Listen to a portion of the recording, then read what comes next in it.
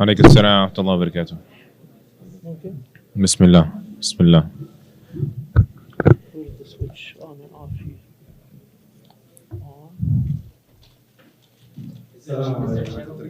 وعليكم السلام ورحمة الله وبركاته. ها؟ ده عربي. الفقرة دي بالعربي. الحمد لله نحمده ونستعينه ونستغفره ونعوذ بالله من شرور انفسنا ومن سيئات اعمالنا من يهده الله فلا مضل له ومن يضلل فلا هادي له واشهد ان محمدا عبده ورسوله بلغ رساله رد الامانه هو القائل كل امتي يدخلون الجنه الا من ابى قيل ومن يأبى يا رسول الله Prophet ﷺ, may Allah be pleased with him, send his peace and blessings upon him, who told us, whoever obeys me enters paradise, and whoever disobeys me has refused.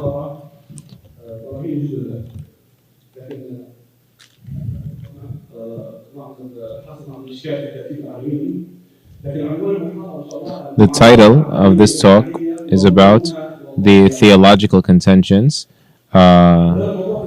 of atheism, their implications and their nature. And it completes, it's supplementary or complementary to last lecture. The objections that come from the opposite end.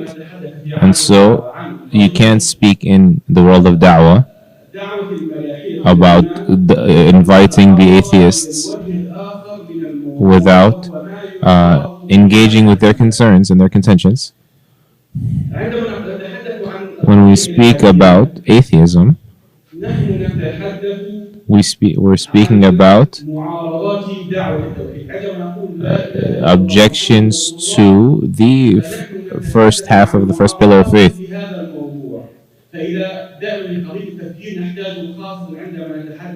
And so we need to unpack when talking about misconceptions.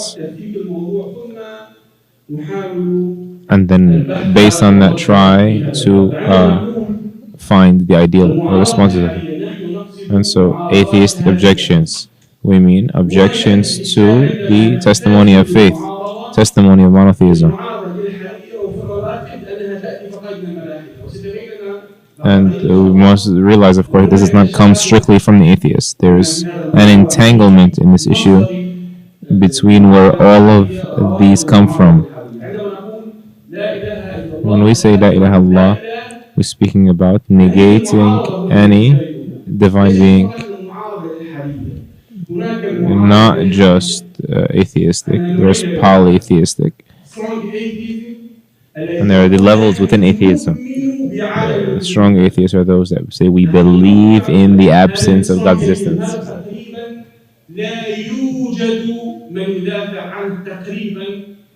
So, even Richard Dawkins, that this belief, that this is like an insult and a misrepresentation of the position of atheists. We believe in mild atheism or weak atheism. We say we don't believe in the existence of Allah. There's a difference between saying, I believe He doesn't exist, and I don't believe He exists. We don't believe He exists, meaning we don't see there are sufficient proofs for the existence of Allah. The commoner atheist, the atheist of the layman, they often say the statement of the position, they are the position of strong atheism. We believe there is no God. Even in new atheism, we don't believe in the existence of Allah. And so it is upon you to establish proof.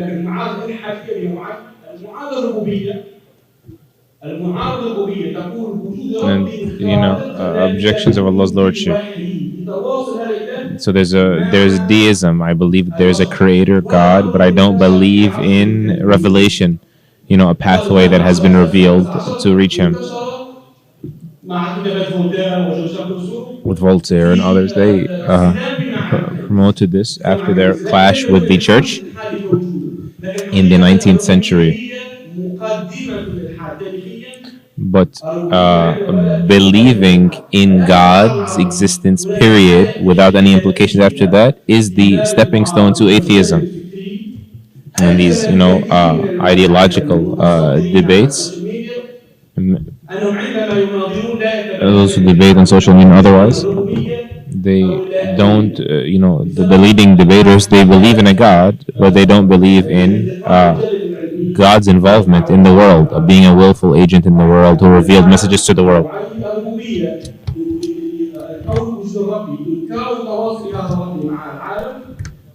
And so they deny basically any sort of interaction between the Lord, the Creator God, and the world.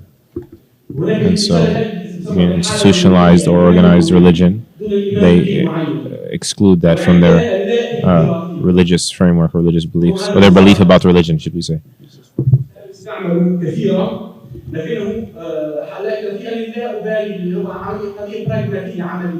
And so there are people say, I don't really care too much, I'm going to be pragmatic about it. This is another layer of people. And they say it's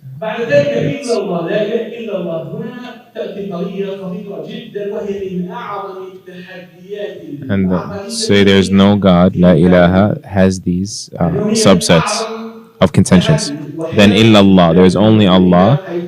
This speaks about, salvific exclusivity, or the pathways to salvation, or the concept of there being, a plural number of paths to God.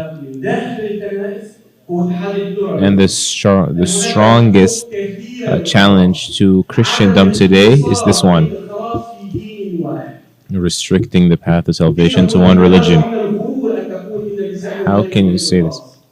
So when it applies to us by extension, how can you say Islam?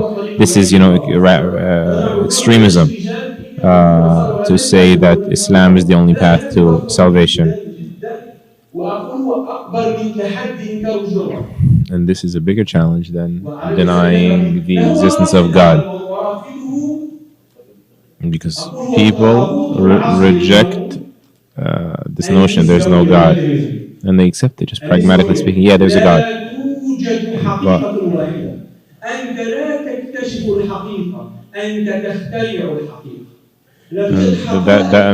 there's a principle, a philosophical principle that is the undertone of pluralism, which is the relativity of truth. Relativism is far more difficult than atheism, and it's beginning to spread between the Muslims. The biggest, challenge, or the biggest reason why it has invaded the mind of the Muslim and the Jew and the Christian, is that relativism does not, present itself as an epistemological truth, but rather an ethical framework, right? A matter of tolerance. And so there is an appeal to emotion here. And so it's not right of me to be intolerant of your beliefs, not right of you to be intolerant of my belief. And so the poison in this, pleasantry, is that we don't ever affirm what isn't truths.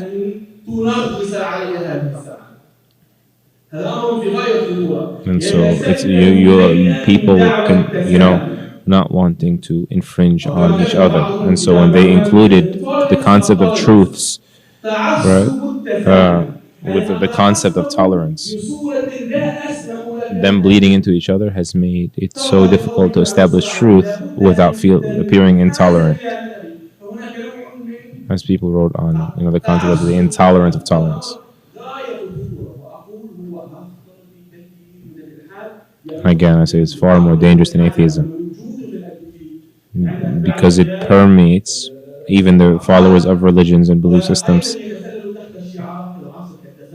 and it is endorsed by the dominant cultures that are universally accepted, like those of tolerance. And then Muhammad Rasulullah,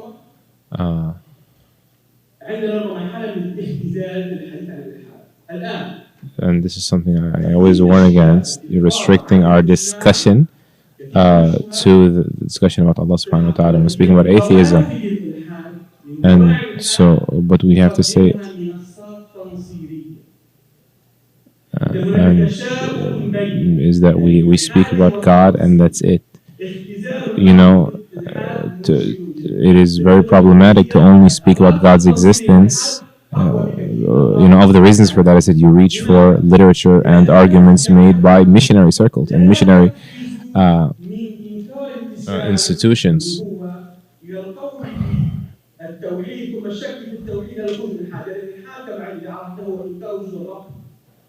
You know, atheism, if you define it as denying the existence of God, this is very different than denying prophethood, right? Someone can reject prophethood and still believe in a God, right? And that person is not a Muslim.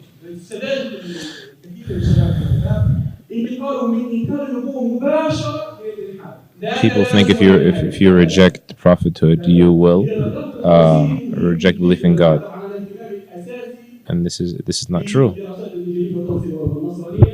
At the same time, believing in a God does not mean believing in His prophethood, which is the other half and necessary part of the key to paradise and our salvation. And so, today's questions and require today's answers. You know, contemporary problems require modern solutions, as they say. And so, first thing is why the question is problematic.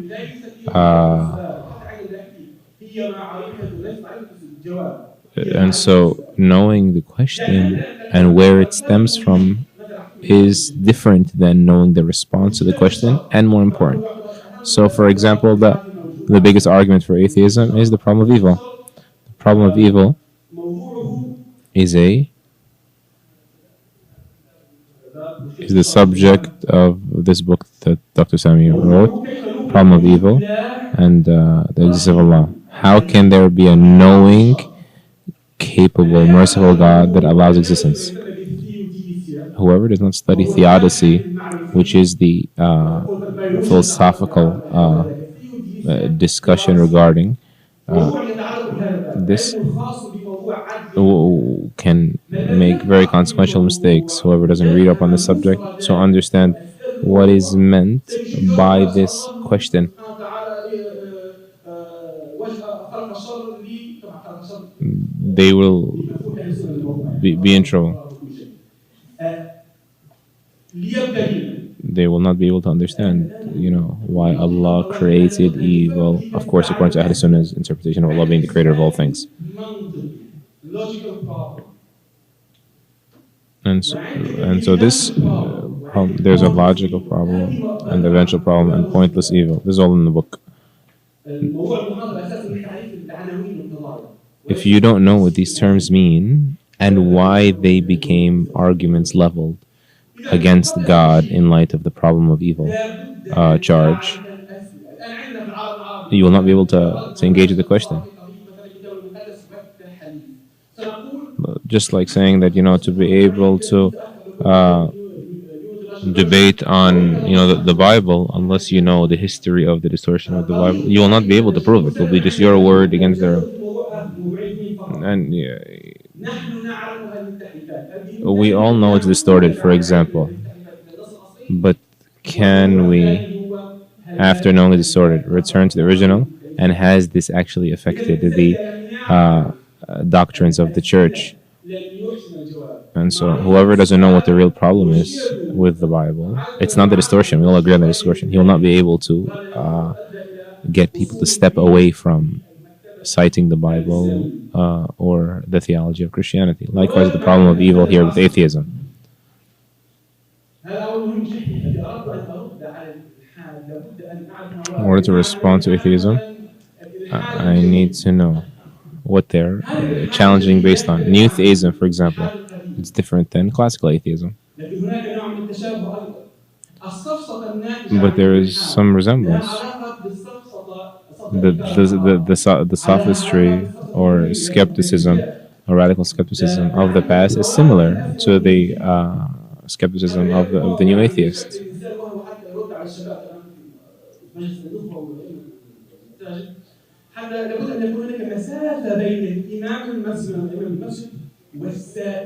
إذا لم تكن هناك مسافة معرفية يتفوق فيها And this is why, the Imam of the Masjid, being sufficiently conversant in these issues, the Imam will not be felt to be an authority. He doesn't understand, what we figured out today, right? The modern questions as problematic. And so it's not even about the Sheikh being able to sneak in a punch against the question. It's about him showing his mastery of the subject, at least as related to the average questioner.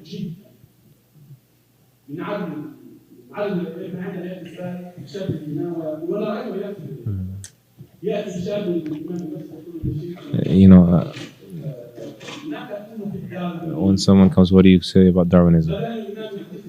Imams are saying, what do you mean by Darwinism or evolution?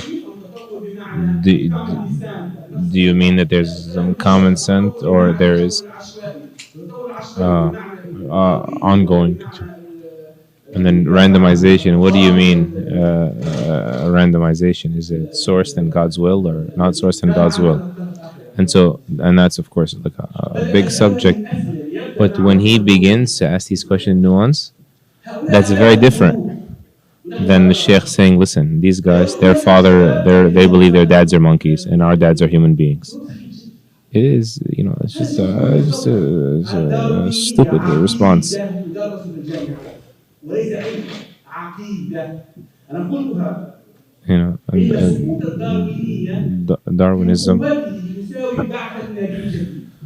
Darwinism represents in human history a new prophet.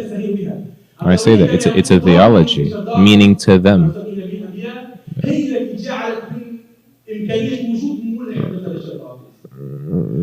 Richard Dawkins, as a personality, right, as a watershed moment in the discussion on atheism, is what gave it the momentum it gave it. And so understanding what that person means and what that person added is the way to be able to prove to people that is not what it seems. And so when the matter is complex, and then this could cause a crisis of faith to our youth when they responded to it in such a superficial, such a smug way.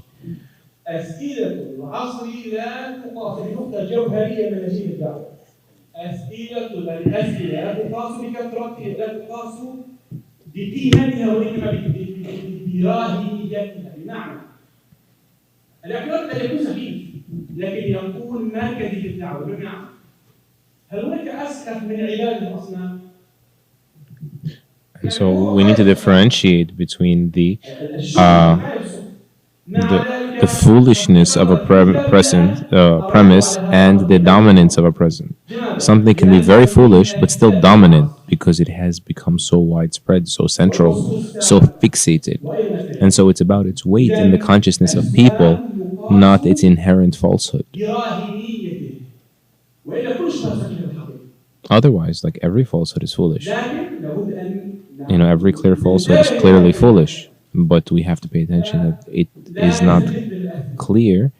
And so do not belittle people's questions. They get their weight from a different place, even not the proofs, but from their centrality and the conditioning of people, repeating them to each other over and over again at every turn when it's in the ether.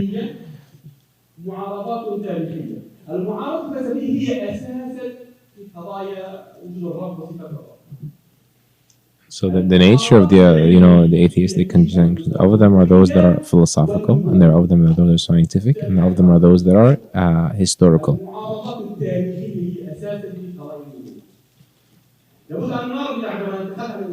You have to know when to speak atheism. One of the big mistakes to speak just God is there or not. It's inseparable, really, from the reality of prophethood.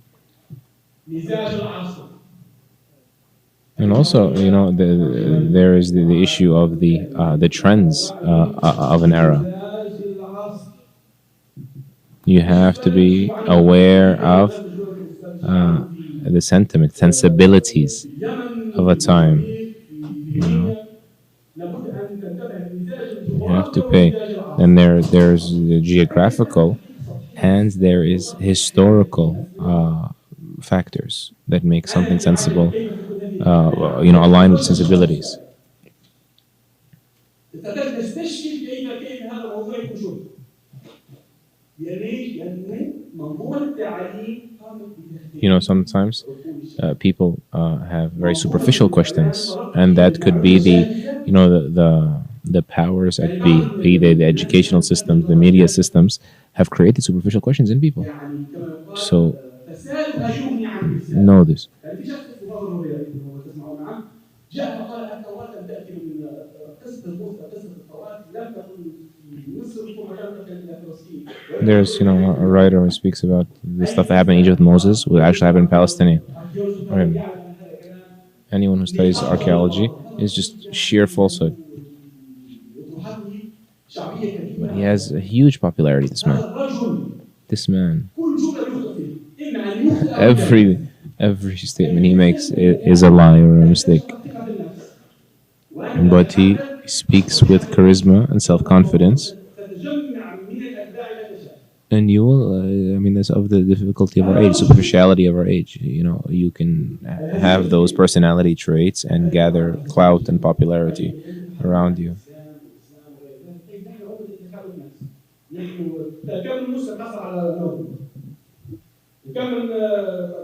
And then there's the issue of, the inferiority complex. Muslims have, this common sentiment that we tell to each other that we have no intellectuality, we have an intellectual backbone, we are so backwards, right? We're so close-minded. This has a big effect on the youth.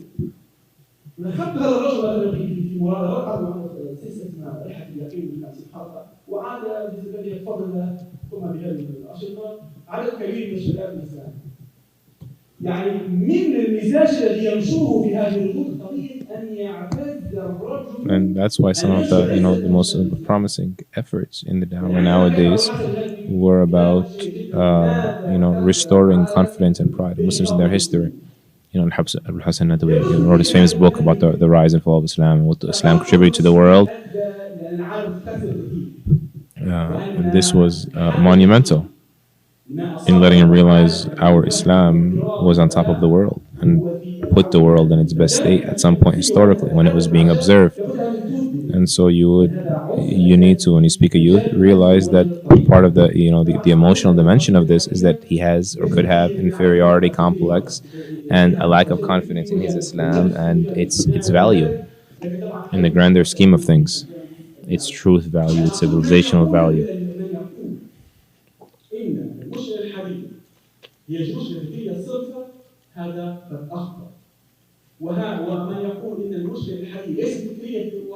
And so whoever thinks that the issue of atheism is ideological, purely ideological, is wrong. And whoever thinks that it's just a matter of socio-emotional factors creating this, that person is wrong.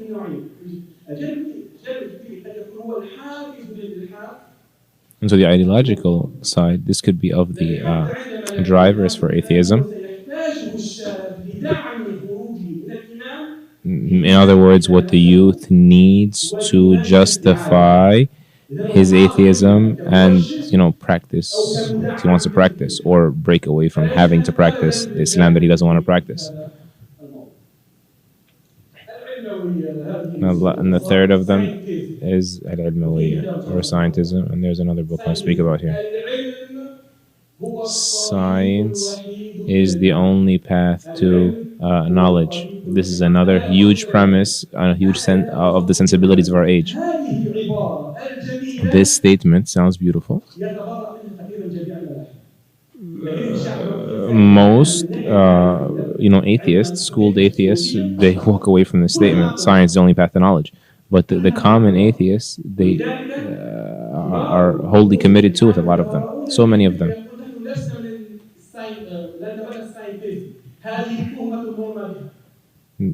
Atheists say we're always accused of scientism. We do not believe in scientism. We believe there are other truths, but the sensibility of the age, that science is the path, the only path to knowing things. Of course, to unpack that, to know what science is, what scientism is, what truth is. Yeah, of course, in the Western understanding of that, it doesn't mean science is a discipline. It just means science is a framework. So science is dogma. And then the next point here is the duty to deconstruct doubts. ثم أعطيكم موارد الأجوبة. طبعا محدد دورة بأكملها لا يمكن مقدم. There is like a huge course on all of this, and I'll turn your attention to, and we have a project too. I'll ask some questions. Has anyone read a series of al-Hajjus and atheism in the scales? Okay, so everything I say will probably be new to you. There is a project we have in responding to it. It's a very long-term project. Pretty much finished this silsila, this series on, atheism in the scale. And there's another one called, championing the Quran. That's the second series. The first one, which we just pretty much finished, we bring the propositions of atheism divided into questions, pressing questions of our age, and then breaking down each and responding to it.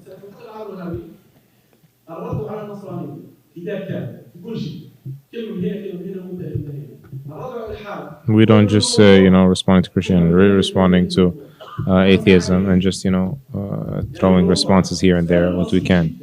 But no, we break it into a very, very specific question. If everything has a creator, then who created Allah? That's a question. That's a book.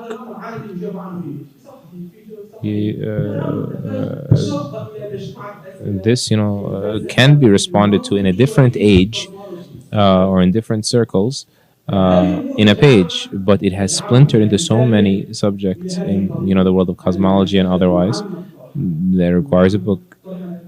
And so we want to deepen our presentation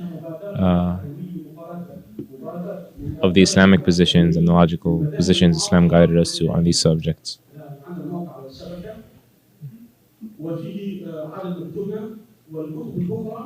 And so the link that will share a number of our books, and the other ones can be purchased in different places on the internet. And so breaking down Ilhad, atheism, for example, into deconstructing the questions and subdividing them into separate topics. And there's another silsila that is en route.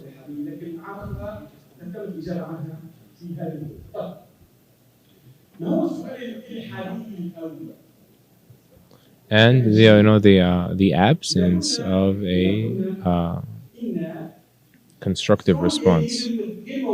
And so we said strong atheism doesn't really exist on the intellectual level among the thinkers. Strong atheism meaning I believe there is no God. I believe.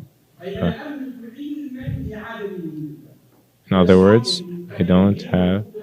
I have knowledge, I am certain that there is no God. No one really said that. I told you, atheisms don't actually say this.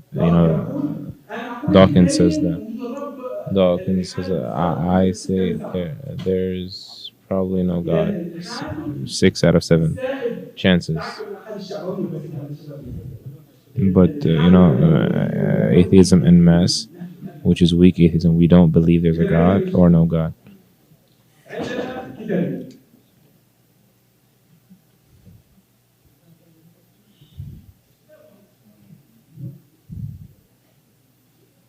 And so to address this, we have 2 books.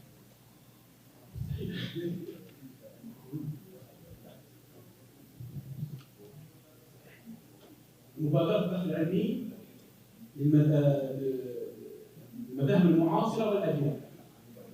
لو تكتب اسمي سامي عامري تجد كتبي في أكثر من موقع. If you just write my name, you'll find my books on more than one website.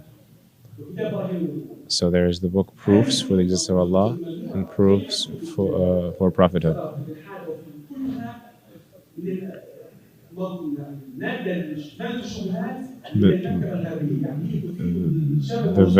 The majority of the misconceptions here are from the Western libraries, so that its answers can be applicable and relevant.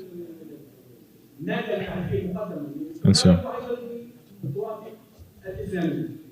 And of course, the answers are from the Islamic tradition, our heritage, and the logical responses that have been given by non-Muslims who contributed to this discussion in a way that aligns with our principles and our sacred texts.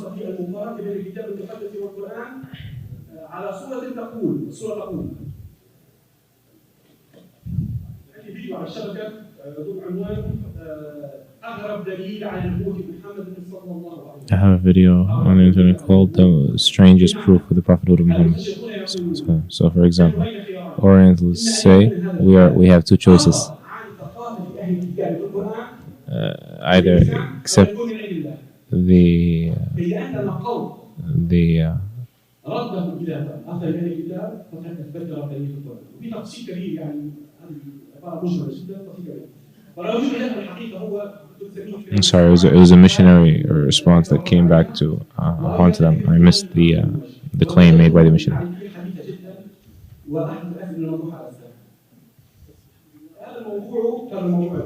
And so these are constructive arguments, not deconstructing the falsehood, but constructing truth. Then there's also the question on mushkilat al-shar, the problem of evil. If there is a capable, merciful, knowing God, how can there be evil? Therefore, there must be no God. And this book, Fadlillah, was very widely well received by Allah's grace. And so this is an Islamic theodicy.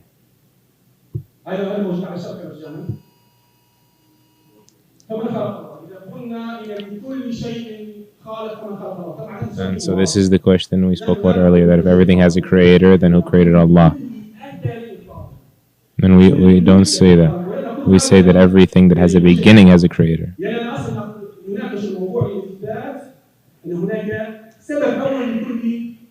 Non-eternal things, every caused things, every originated thing has a cause.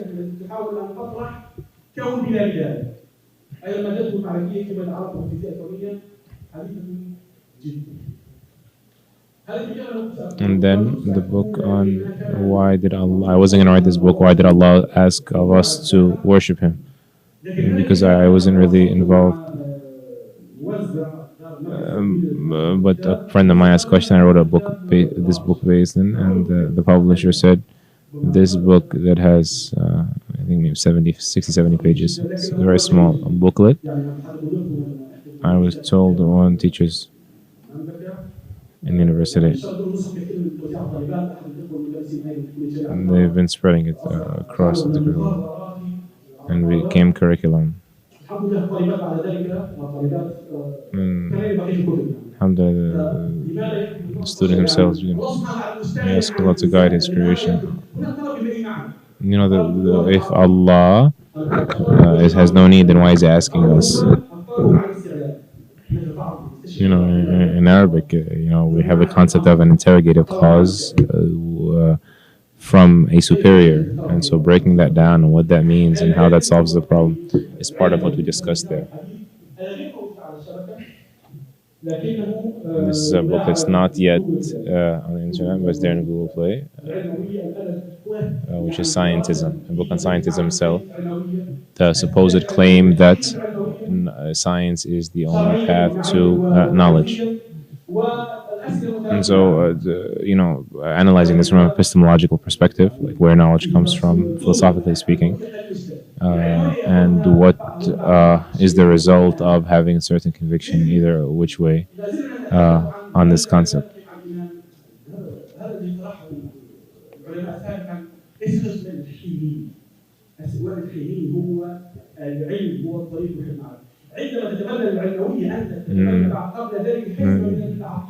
When you accept scientism, you're accepting, you know, a group of beliefs along with it. It is a package. It is, and this does not drive you to atheism. By the way, scientism.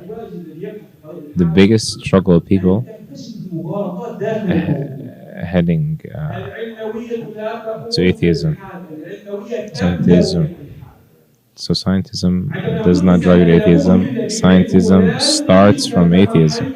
It's its start point. That is a, you know, an oversight. Many people discuss this subject may not notice.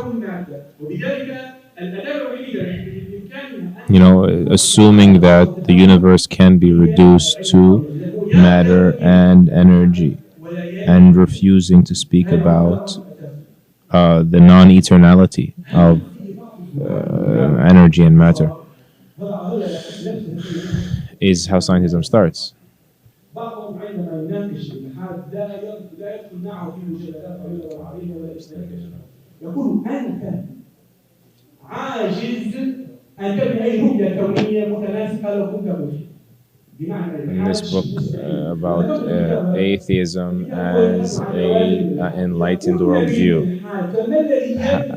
how do you become an atheist and then have any sort of enlightenment morally otherwise? يعني واحد من الفيزيائيين له كتاب A physicist called God the Field Hypothesis. الفرضيه الفاشله. فانا قلت And so I said, rather, atheism is an impossible proposition, not that God is a failed proposition. You are incapable of being atheist and then proposing anything because it is all a cosmic fluke. It is all a cluster of random atoms. Because if you say it's been created, you have to say it's randomized. If it's randomized, that this mind is also random. And if this mind is created randomly, and then how can you use the brain to prove things when it's random? Since because the brain evolved for survival, not for a reason. And that's why people who believe in God, they speak about the argument from reason. If you can reason, why can you reason? And then the other issue is morality. If a person says atheism, he's required to say he must be moral abolitionist, because if there is no God, then there is no truth, and there's no moral truths either. And that's why some of them said, I stole the concept of morality, was taken or stolen, I stole it from religions, like we're borrowing it from religions, because you cannot get it from based on the atheistic framework worldview.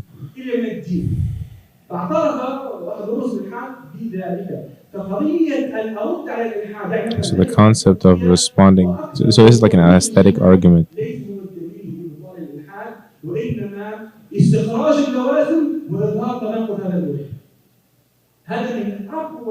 One of the strongest evidences to show the inconsistency within his arguments, to say that you don't believe your argument, you don't follow your argument, therefore you don't believe in it. So instead of showing that his argument is wrong, showing him that you yourself don't believe this argument is right because of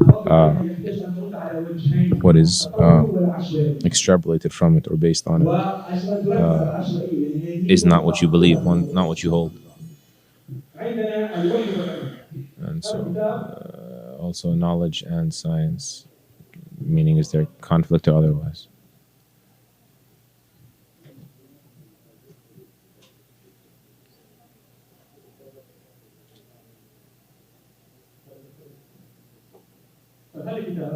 And this last book was speaking about the scientific miracles, a personal belief.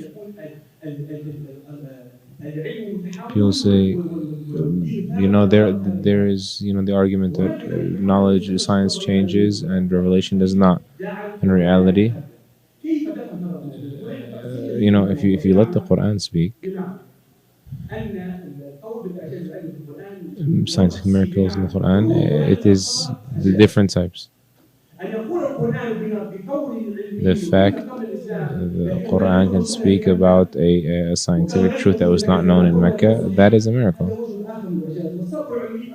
And the Quran to disagree with scientific truths as per the Meccans, what Meccans thought were scientific truths, this is of the AMJA. And so to understand this, you have to understand also Talmud and the Torah. This is a central issue. I'll give you an example. When the Quran says, coming out of its bellies, regarding the honeybee, a drink. What's so amazing about that?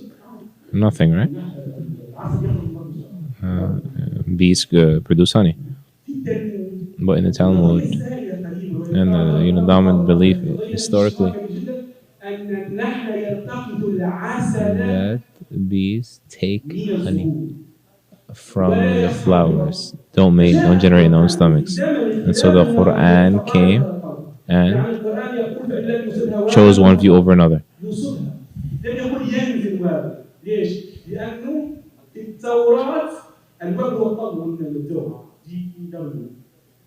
Allah says the dew, what you find, that moisture you find in your car windows, this comes from down from the sky in the Talmud. In the Quran it says it comes in contact with it. Scientifically, if you say it comes down from the sky, it's wrong. In the Quran, stepped away, avoided that mistake. If you're right, biology in the Quran, there's new discussions on this in light of the current debates on these issues. The issue of the woman's fluid preceding the man's fluid, right? And the hadith say otherwise, and so I will defer the rest of the discussions to after the questions, inshallah azza wa jal. So what's going to happen now is we have two gentlemen from Residential, who is actually one of the VIP sponsors of this conference.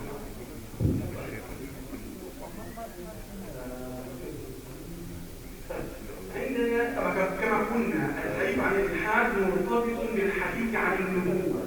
فالمعارضات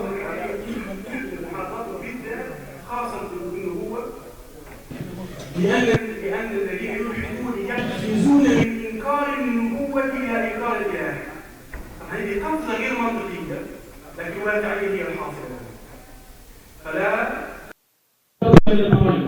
هناك معارضات على الإمام. طبعا في زمن الساينتيزم والعلم هو الطريق الوحيد إلى كل شيء والطريق الوحيد للمعرفة. المعارضات العلمية للقرآن.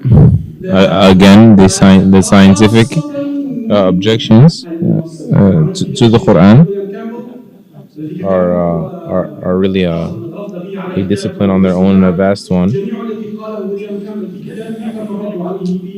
And our belief in the Prophet ﷺ is not based on just these realities. And as we said, people make an illogical leap when they say we disbelieve in the Prophet of Muhammad to we have believed in atheism. They are separate.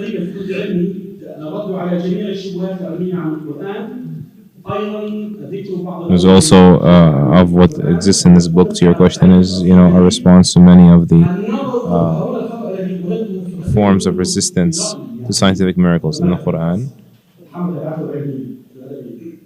And as I said to you, this is my own personal opinion, that the way to understand the scientific miracles in the Quran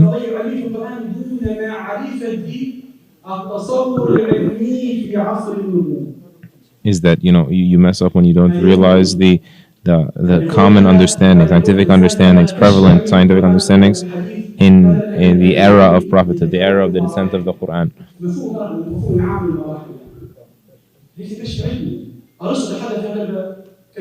There are certain things that have been stated before the Quran. Aristotle spoke about certain things.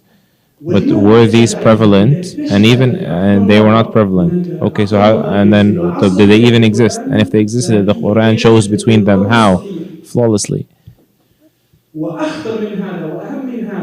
And more important than this, there are almost a consensus among orientalists that the Quran is, influenced by the Talmud.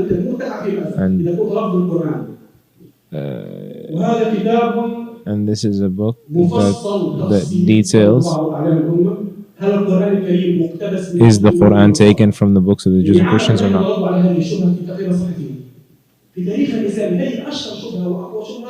This is perhaps the oldest accusation against Islam. right? This was plagiarized from elsewhere. من لا يقول إن التوراة والتلمود مصدر أساسي للقرآن يقع في مأزق إذا رفض القرآن باعتبار المشركين. And the reason why is because if you don't say the Quran is sourced in the Torah and the Injil, then it's really a riddle. Where did the Quran come from if it's not from them? And so to separate that it's from them, or to realize why they chose this line of attack, is because it is truly miraculous that the Quran emerged separate from Torah and Injil. And so these speak about the differences and the proofs that it could not have come from there.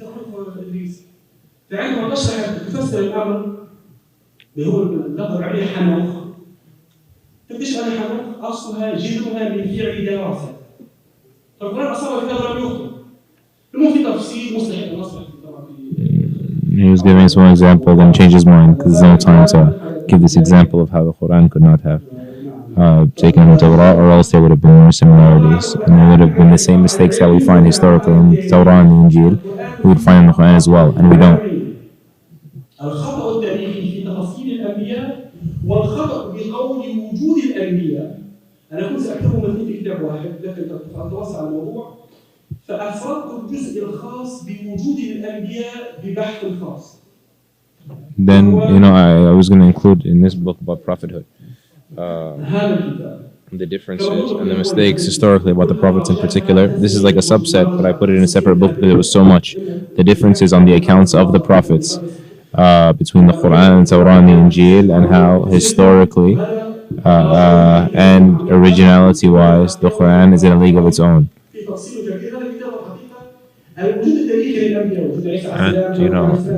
And this goes into, of course, biblical archaeology, what we have come to know through archaeological excavations over time about the incorrectness, the historical inaccuracies of the Torah and the Injil, and how none of those exist in the Quran. So if the Quran came from these sources, that would have been there as well.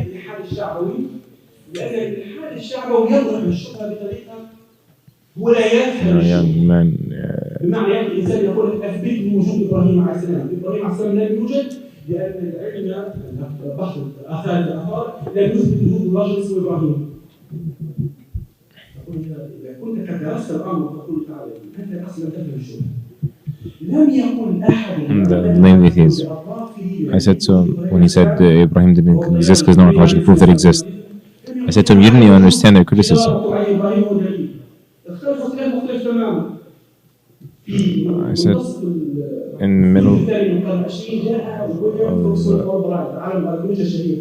of a famous archaeological scholar, he proved the existence of Ibrahim, and most scholars at the time followed him. They said the amount of incidents, the general story of Ibrahim alayhi salam exists in Torah as well, and so Ibrahim must have existed. And so the enemies of the Christians came.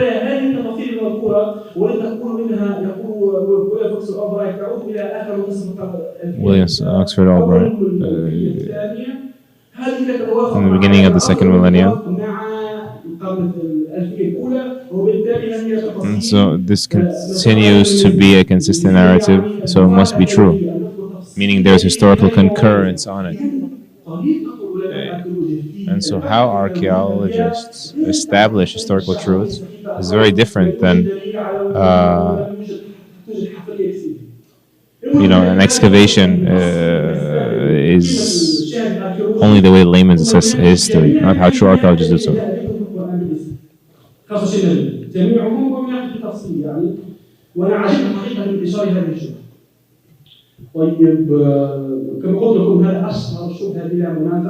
And like I said once again, is the Quran plagiarized from the books of the Jews and the Christians? Because this is the greatest. It's not like atheism that has passed over 100 years. This is hundreds of years. This has been a constant argument against Islamic theology. والكتاب المقدس قد أجمل العربية أو جرد بعد الإسلام هو صحيح فليس بمصدر ورد شبه تطور في الكلمة الآن منذ كتابة أبراهام جايد وقال 19 كتاب ماذا أخبر محمد صلى الله عليه وسلم عن التلمود وعن اليهودية منذ هذا الكتاب أصبح الحديث وبعد كتب ذلك ويليام سكتير كتابه أيضا في قضية الإسلام والنصرانية ومصادر العقيدة. أصبح القضية في جدل القرآن مصادر التلمود والأبوكريفة والهجابة والمدرسات والشغلانة وأمريكا شغلانة طويلة جدا. لابد أن تعرف الأسئلة كداعية إلى المسجد يقول هذا الوجود الحقيقي تقربك إلى هذه طبعا لا تنهي الجدل. And of course, these books do not like end all discussions. But this speaks about the principles of these issues, or like their roots, where they come from. As the Imam of Masjid, you must have an awareness of these things. Reading 5 or 10 or 15 books is nothing. To just give yourself a primer, to have some sort of aptitude to handle these questions and help people understand where they come from and how to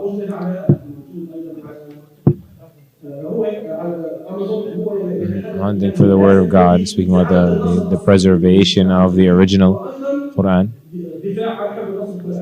the original text of the Quran, and a woman between the empowerment of Islam. And this is very encyclopedic.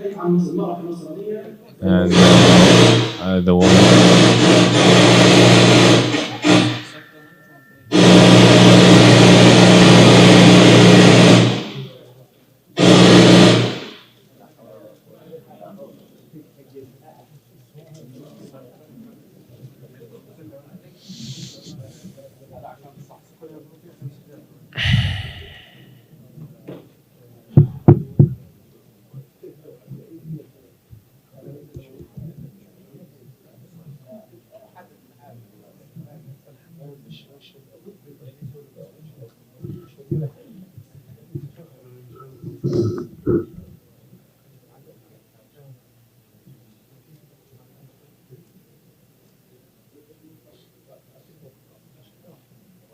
Alright, so we use that distraction to stop and start with Q&A.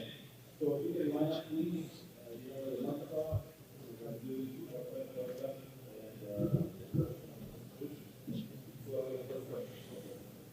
السلام عليكم ورحمة الله. جزاكم الله يسلمك. جزاكم الله خير شيخنا في هذه المسألة على هذه الجهود المطلوبة منا ومنكم. رأيت في السلايد أركز أسأل هنا على وجه الخصوص الجهود المؤسسية في مواجهة الإلحاد التي توصي به بغض النظر في البحث في الدعوة في المناظرة في هذه الأشياء. لو تعلمنا بالجهود المؤسسية التي ترشحها يكون في ذلك خير إن شاء الله. What are the greatest efforts you see in combating atheism? I'm not going to be able to answer it here because it's part of what I already said. But the idea is that I believe we need to separate and distinguish between the specialist and the lecturer and the debater.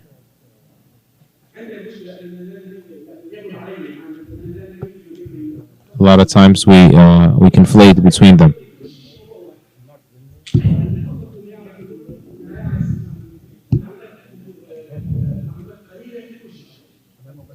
The lecturer knows a little bit about everything, in the subject, a little bit about everything. He has well-rounded, has a sufficient background on it. The specialist may not, but could be a specialist in a very specific niche within that subject. You can't be an master of all trades and an expert in all of these niches.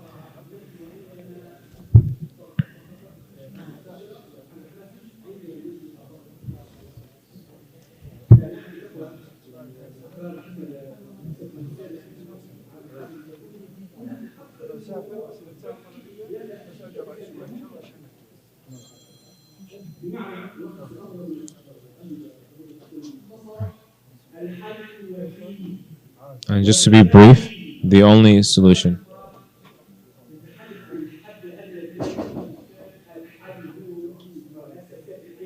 is, scientific institutions and think tanks that contain specialists and that are dedicated personalities, not volunteers.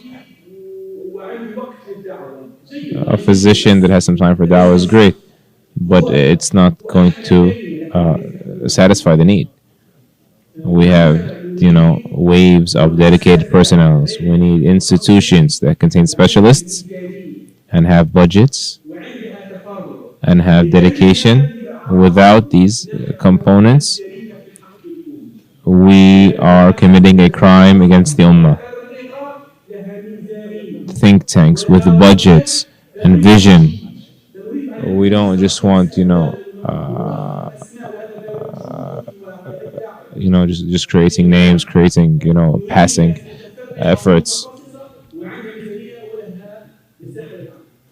People that have room to work, to put in 40, 50, 60 hours after getting their degrees and otherwise, and can truly put a dent in these discussions and impact them on a wide scale in an effective way.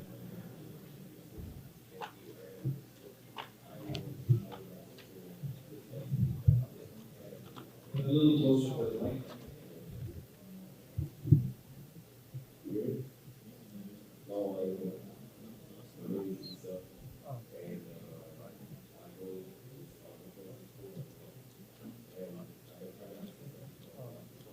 It's just about the kids in my school. And I go to school with a lot of Muslims since I was in public school since second grade. And the main conflict is usually when I'm going to school with these kids, they don't know like anything about Islam, but they claim they're Muslim. They say, oh, sometimes I pray in Ramadan. They support LGBTQ. They don't even know like the first chapter of Quran. And the problem is they're on edge of falling into atheism, and they're going to grow up and they're going to be in college with nobody around them to guide them or bring them closer, and they're going to stop praying and they're just going to be a cycle.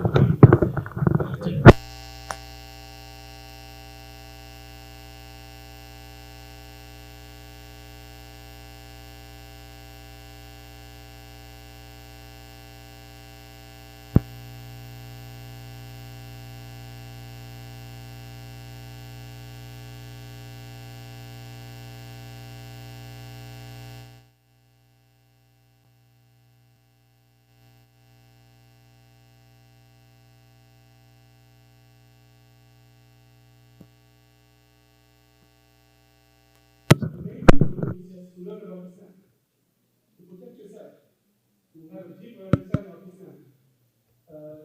The easiest way is to make your masjid be involved in giving knowledge to Muslims. That is, but it's really a huge and deep problem. So we cannot just give an easy answer to that. That's the whole thing is about how we can make institutions teach Islam.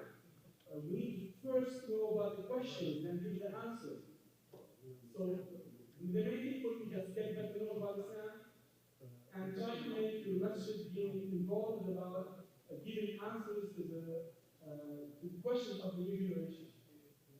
But it's going to take us a long time just to be at the level of the challenge of today.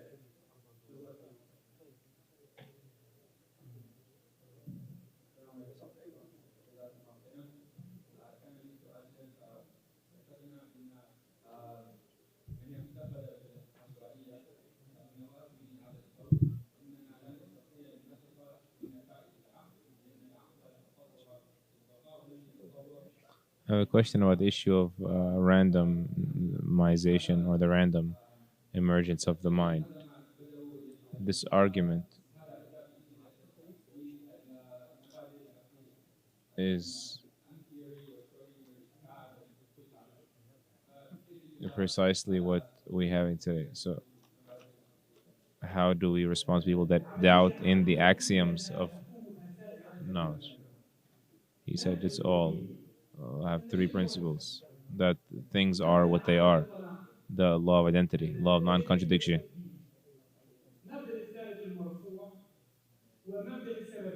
and the last one is the law of causality.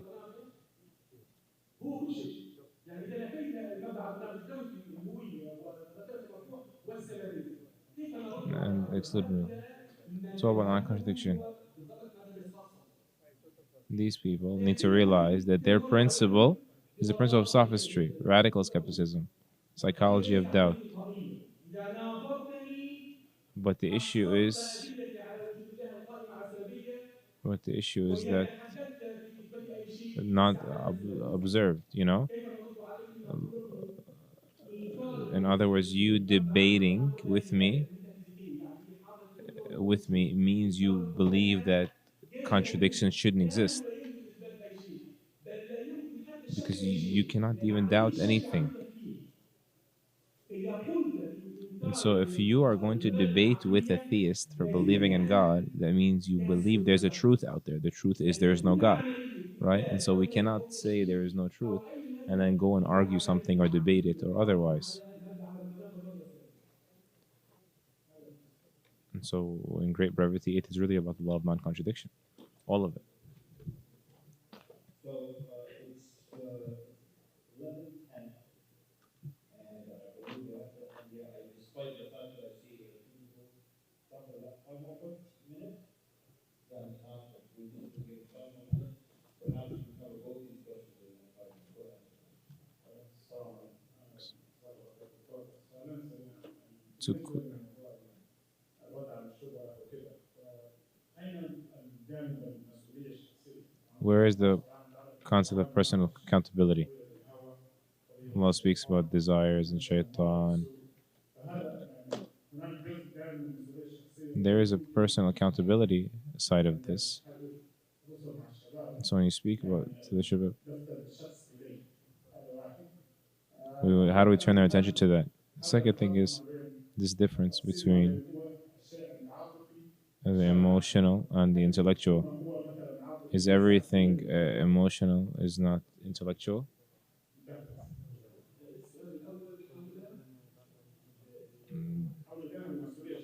The personal accountability. Personal accountability is essentially the second layer of treatment. And so you need to establish first the concepts and then hold people accountable to them. So why does the atheism in the Arab world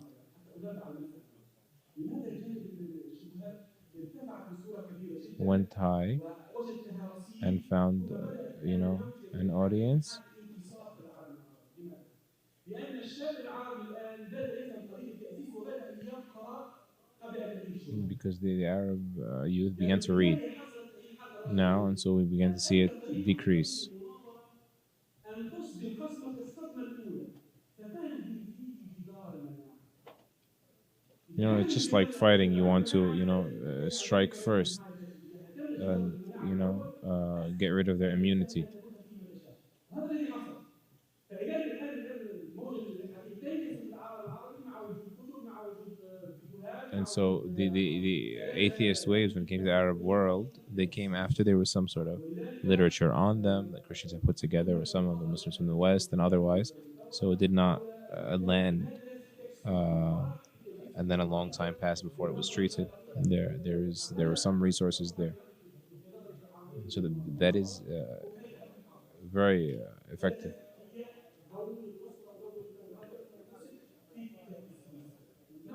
To the school and masjid establishment. The second issue is separating between intellectuality and emotionality. This is extra big on morality, because morality is where there is an appeal to emotion. In other words, a contemporary person.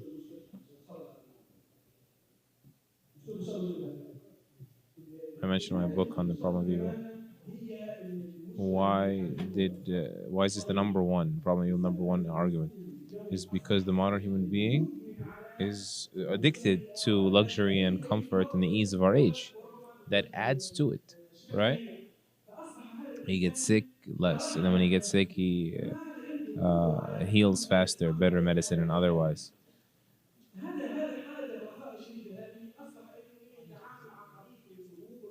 And so this complicates for him the or a heightened sensitivity has in dealing with the problem of evil. Why? Why is there evil? Why does there have to be evil? هناك نوع من الدخل في موضوع الشر، وهناك نوع من القراءة في أصحاب الخرائط cosmology وفكرة الخرائط الإسلامية الخاصة. You know.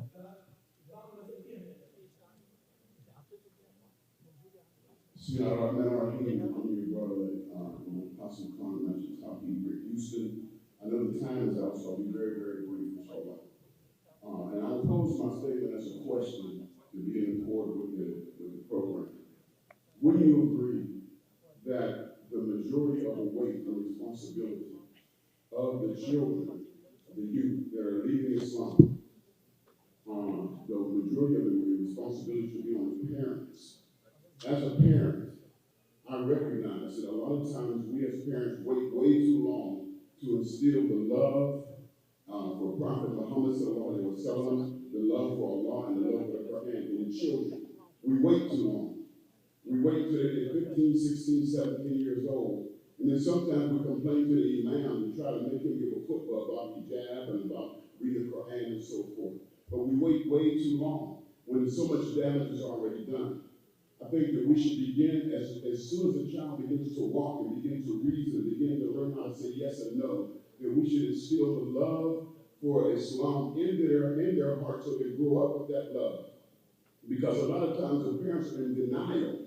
The parents refuse to believe or admit that their responsibility is to teach love for the religion in their children and not wait until they become teenagers. And that's causing a lot of the problem. And I think that there should be this beautiful subject or this beautiful convention in AMJA. There needs to be a convention talking about the responsibility of parents and our duty and our responsibility to teach the children at an early age and not wait till they become teenagers. Just off the side. Yes, I totally agree with that. I agree with that. The thing is, the first thing you can do in the West now is to answer the question of why I'm a Muslim.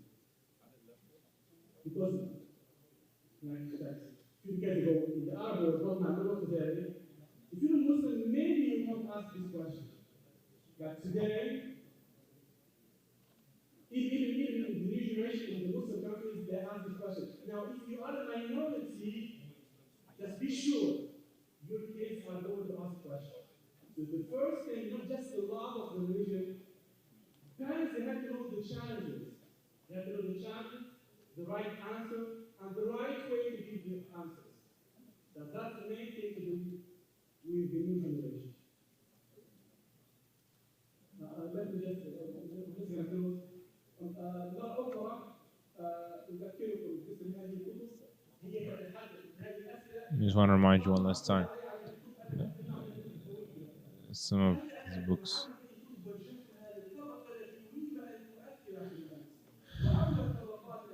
The point is to influence people, and that's why I'm being so emphatic about them to the Imams. These are the conduits to influencing people and impacting them.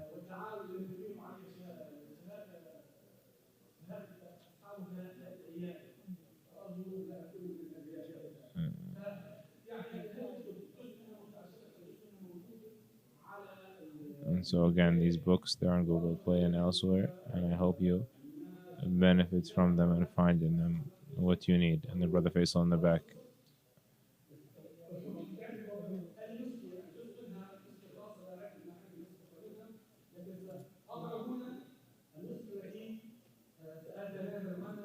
And whoever